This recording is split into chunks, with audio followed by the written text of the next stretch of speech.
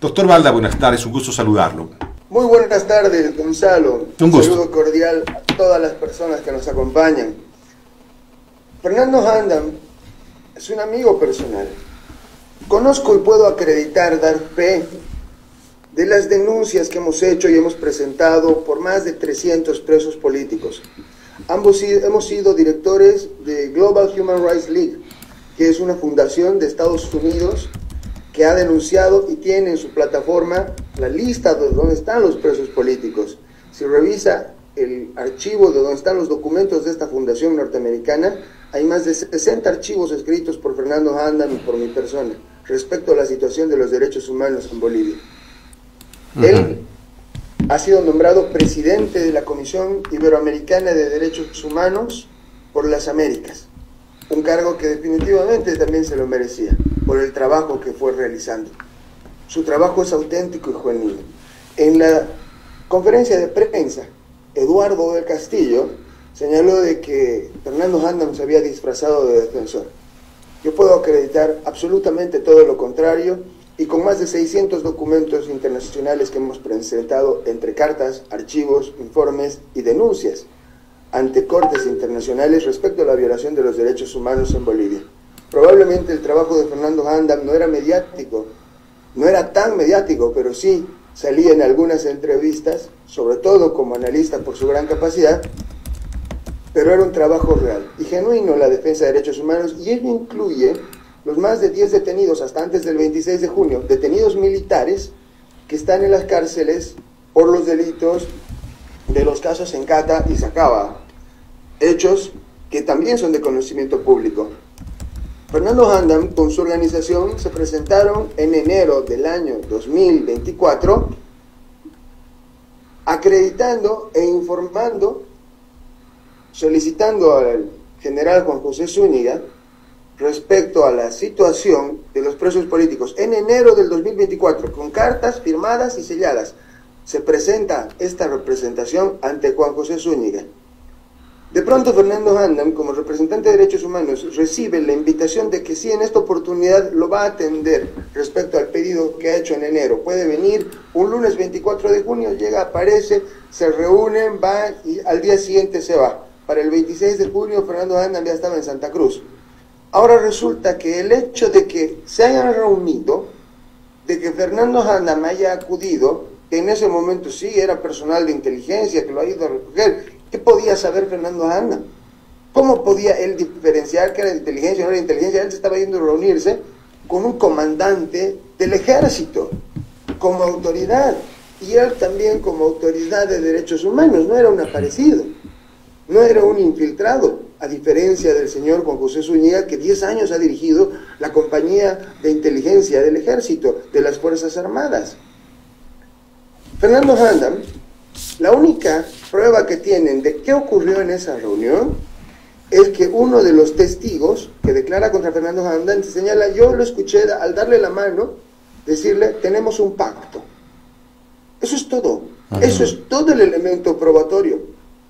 Pero aquí hay un tema más, y es la primera pregunta que le hemos hecho al juez a momento de ejercer su defensa. Y ha sido, ¿por qué?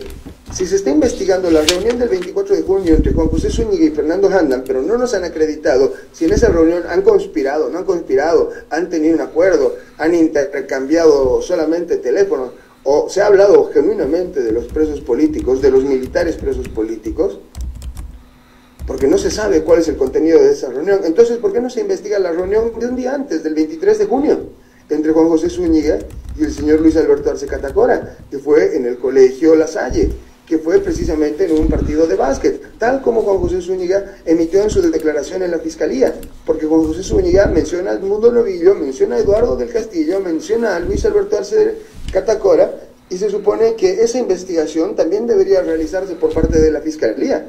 Porque si la Fiscalía estuviera dirigiendo esta investigación, entonces tendrían que estar todos investigados por igual. ¿Deberían convocar al presidente y al ministro de Defensa también? Definitivamente, si fuera una investigación genuina, tendría que ser esa la lógica, pero ¿quiénes son las partes querellantes? ¿Contra quiénes se ha enfrentado Fernando Handam ayer en una audiencia? Él solo con mi persona, con el doctor Ricardo Rodríguez, la doctora Carmen Arista, el doctor José Islas y el doctor Jorge Rebollo. Estos 5 abogados, todos gratis, todos de derechos humanos. ¿Por qué? Porque estamos defendiendo a un defensor de derechos humanos contra 7 carteras de Estado: Ministerio de Gobierno, Ministerio de Defensa, Ministerio de Justicia, Ministerio de Cultura, Viceministerio de Gobierno, Viceministerio de Transparencia, Procuraduría General del Estado y Ministerio Público. ¿Quién era el juez? ¿Quién es el juez? ¿Quién es el juez? El juez, Juan Carlos Montalbán. Antes de la audiencia, yo le digo al juez: señor juez, usted y yo no podemos llevar adelante esta audiencia. Yo lo he denunciado a usted por prevaricato, usted me ha denunciado a mí ante el Ministerio de Justicia, usted ha pedido mi multa, ha dicho que me va a denunciar por difamación y calumnia. Aquí están los documentos, aquí están las denuncias que yo le he presentado. Por lo cual, no se puede llevar adelante la audiencia. Ah, no, eso tenía que presentármelo por escrito, me dice el juez. Como no ha presentado por escrito, pero entonces, si no le presento por escrito, sabiendo que existen causales de excusa y de recusación, el juez tendría que haberse excusado. Pero el juez dice: porque no me han presentado por escrito, continúo, sabiendo que existen procesos entre nosotros. Y que me doctor Balda, una consulta. ¿El juez Carlos Montalbán no es el mismo juez que vio el caso de César Apaza? Precisamente por ese caso yo lo denuncié, no César Apaza, yo como Jorge Balda, porque yo fui el testigo del delito que se cometió contra César Apaza y yo lo denuncié, yo pedí que sea procesado y ese proceso se ha presentado el 5 de enero del año 2024. Él me ha denunciado posteriormente ante el Ministerio de Justicia pidiendo mi inhabilitación por 1 año. Entonces, existen esos procesos pendientes, él tendría que haberse apartado. Ahora bien, esa es la metodología con la que se ha utilizado, lamentablemente. Le pregunto, doctor Balda, ¿por qué el señor Hartman recibió un pasaje y un hotel pagado por Zúñiga? Si uno es defensor de derechos humanos, uno tiene que reunirse con todo tipo de autoridades, con todo tipo de personas. Y si le están invitando a La Paz a reunirse, entonces lo mínimo que tendrían que hacer es pagarle el pasaje y pagarle el hotel. Supongo que ojalá también le hayan pagado la comida, porque al final del día el defensor de derechos humanos vive de su trabajo, no vive de la labor de defensor, no vive de la asamblea, no nos paga un sueldo, a él no le paga un sueldo su organización, él trabaja ad honorem, como todos los que creemos en que puede existir días mejores. Y si esto es como dice Fernando Handam, porque tenemos que escuchar ambas partes, pero esto es lo que dice Fernando Handam, y si eso es lo que dice, tiene sentido. Tiene completo sentido, porque además los documentos donde se presenta la CIDH-PDA con firmas de 4 personas, no solamente la de Fernando Handam, diciéndole: señor Juan José Zúñiga, nos estamos presentando porque queremos tratar la situación de los derechos humanos, de los 10 presos políticos, militares que están detenidos en las cárceles de Bolivia. Tiene sentido. Ahora bien, doctor Balda, también se ha denunciado que el señor Hartman se comunicó después de esa intentona, después de las 3 de la tarde, como 8 o 9 meses, según el cruce de llamadas. ¿Qué habló con quién habló y qué habló con Zúñiga?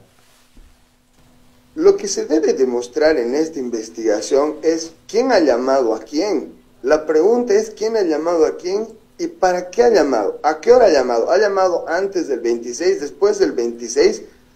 La pregunta es, ¿Fernando Handam estaba utilizando en ese momento sus capacidades de defensor de derechos humanos para guiar un movimiento militar?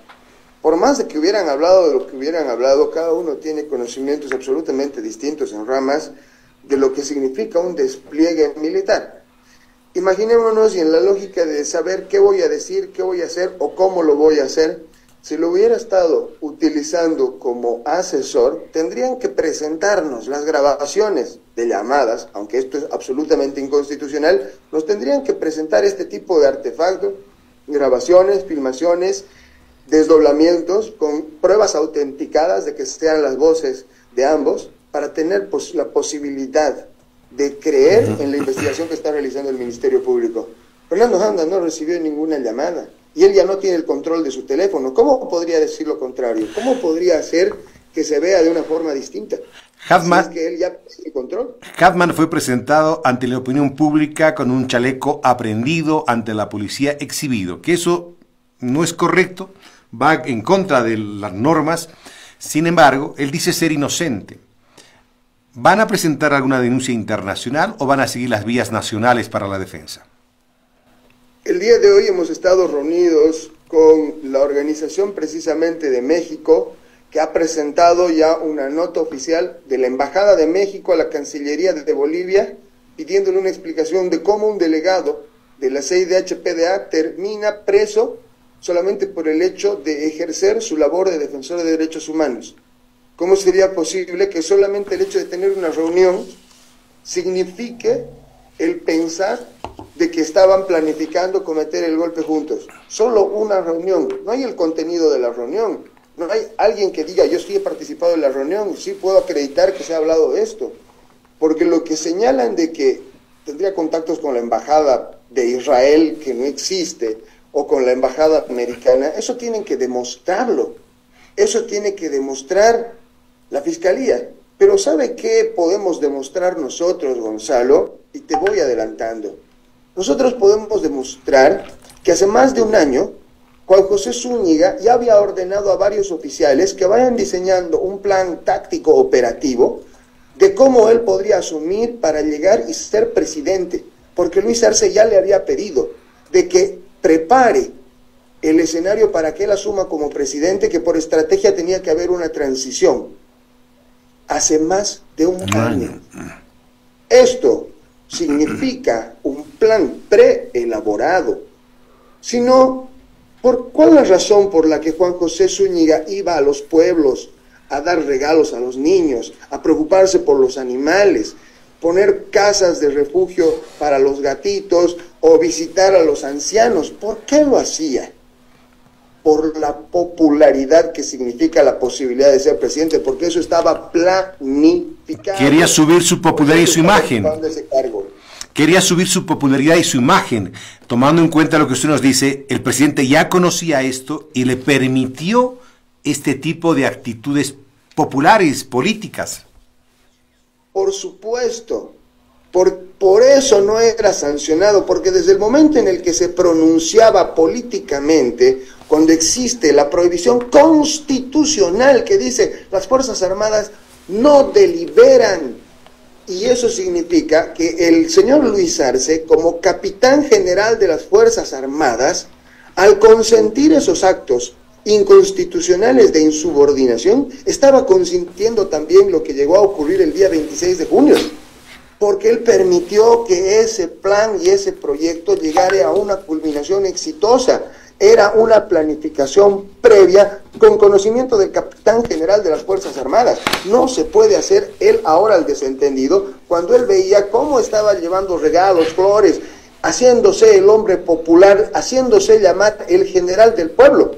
Si un presidente ve que eso está haciendo su general y su comandante, de inmediato, destitución al día siguiente. Entonces, ahora tiene que asumir las consecuencias de lo que no hizo oportunamente. Doctor Balda. ¿Por qué no? Porque tenía conocimiento de ello. ¿Y por qué te digo, Gonzalo, que podemos probar? Porque ya tengo los testigos que van a acreditar lo que te estoy diciendo. Porque los mismos testigos que han estado en esos momentos de planificación de Juan José Zúñiga están dispuestos a declarar. Y los vamos a presentar ante el Ministerio Público para rebatir. ¿Cuándo será eso? Vamos a presentar en las próximas horas, eso estamos coordinando con los testigos, pero nosotros como defensores de los derechos humanos no nos podemos quedar con las manos atadas ni con la boca amordazada, porque en este momento representamos no a un partido político, representamos los derechos humanos de los bolivianos, y si no cuidamos a quienes están luchando por los derechos humanos, o a quienes expresan libremente su voz, incluidos los periodistas, que también son defensores de derechos humanos, entonces el día de mañana un gobierno autoritario nos podrá callar a todos, porque no es correcto atentar así contra los derechos. Termino con esta consulta, doctor Balda. Zúñiga se lo ha visto en varios medios hablando y prácticamente defendiendo al presidente Luis Arce. En todos los escenarios lo defendía. Tras este hecho y su destitución, aparente destitución, ¿Zúñiga se sintió traicionado? ¿Lo traicionaron a Zúñiga? Desde todo punto de vista, desde el momento en que se lo presenta como un terrorista, pareciera que está preso, pero El juez ha ordenado su detención en Chonchocoro, pero no ha pisado Chonchocoro, está en el Abra, está donde quiere estar, está donde necesita estar. Juan José Zúñiga ha estado más de 10 años a cargo del Departamento Segundo del Estado Mayor, que es el Departamento de Inteligencia de las Fuerzas Armadas. Inteligencia de las Fuerzas Armadas está destinada a velar por la seguridad exterior del Estado, no para infiltrar a los ciudadanos, pero eso es lo que han hecho. Y eso es lo que vamos a demostrar con estos testigos, que están dispuestos a declarar la verdad acerca de las órdenes que han recibido durante más de 10 años de Juan José Zúñiga, inclusive el montaje del famoso autogolpe del 26 de junio, del cual tenía conocimiento también el señor Luis Arce. Juan José Zúñiga en este momento tiene todo tipo de privilegios en el Abra, sino que vaya la prensa y que vea a qué hora ingresa su familia, a qué hora ingresa, a qué hora sale, sí, en qué condiciones está. Era parte del guión esto de enfrentarse al presidente y luego salir y retirarse. ¿Era parte del guión? La pregunta es, Gonzalo, ¿se enfrentó al presidente? ¿Se enfrentó o solo cumplió órdenes? Llegó hasta ahí, llegó hasta la puerta del palacio donde le pidió el presidente. Salió y dio 2 discursos armados en la prensa, que hay que liberar a los presos políticos, Camacho y Yáñez. Dio 2 discursos armados. No era genuino de tengo ya listo mi gabinete y voy a asumir el poder en los próximos días. No era. Cuando se enfrentó a Luis Arce, gente a su lado, Eduardo del Castillo con otros militares estaban riendo. No había un estado de terror, de pánico. Cumplió la orden, Juan José Zúñiga cumplió la orden. Y ahora tiene ciertos privilegios, porque además ni siquiera se ha dispuesto que cumpla la cárcel en el lugar donde el juez ordenó. El juez ordenó en Chonchocoro, pero él está en el Abra. Entonces todavía tienen un trato. Por eso dijo cuando subía al vehículo, cuando lo llevaban a la cárcel, decía, algún día se sabrá la verdad. Y es correcto, algún día se sabrá la verdad. Este es el momento de desnudar los crímenes que está cometiendo la dictadura de Luis Arce. Termino con esta y muy breve la respuesta, doctor. ¿Será muy largo el proceso de liberación del activista de derechos humanos, el señor Hartman? Dios quiera que no, Gonzalo, Dios quiera que no. Esto viene con un proceso y un recurso de apelación, y la apelación se tendría que dar en las próximas 72 horas. Esperamos que se cumplan los plazos procesales y no nos tengan 2 meses esperando una audiencia que se tendría que llevar esta misma semana para considerar o reconsiderar lo que ha hecho el juez Juan Carlos Montalbán, que realmente ha sido inaudito. Doctor, le agradezco mucho su tiempo, su mirada y hablar y dirigirse a los oyentes de Encontrados. Gracias por su tiempo, doctor Balda.